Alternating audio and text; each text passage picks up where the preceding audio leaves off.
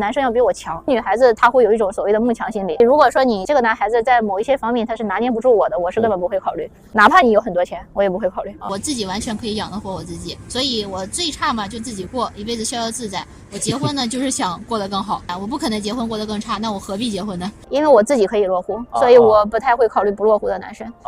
他起码得有一个上海的户口。对。那么95后的上海高中女教师，也是班主任啊，我们来谈一下你的这个择偶要求，好吧？现在你的要求不低啊。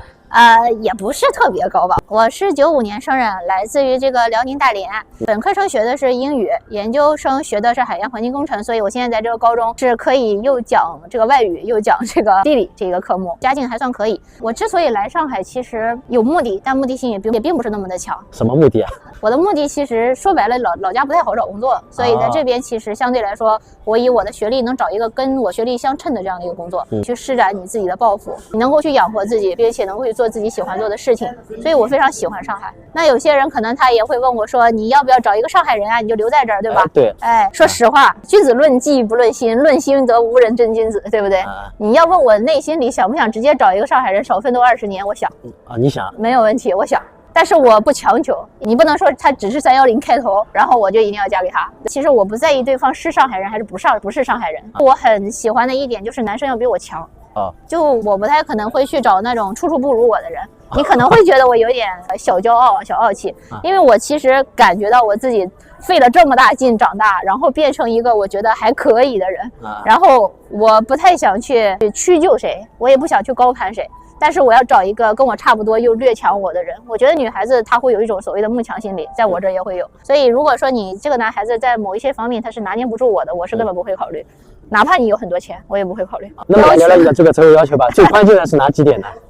最关键的第一个身高肯定是要的，因为大家都知道我个子不高，所以我对男生是略微有一点身高要求的。我身高是1.58米。那么你要求男生多高呢？大概1.75米左右吧。那太高了也不用啊。再一个的话就是学历本科以上吧。对，因为我自己是研究生，我觉得应该也没有说对人家有很过分的要求。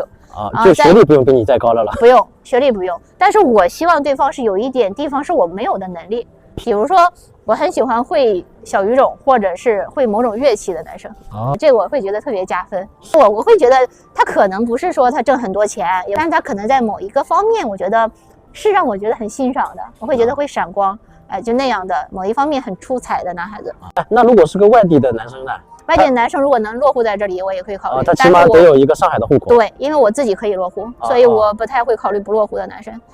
你们说我现实也好，我怎么样也好，因为我完全可以不落户，回到我自己的老家嘛，过一种很舒服的生活。我既然留在这里边，在一个比较大的城市过相对高节奏的生活，我是希望能有一个并肩的灵魂一起战斗，而不是我要去帮扶谁，因为我自己活着也挺累的。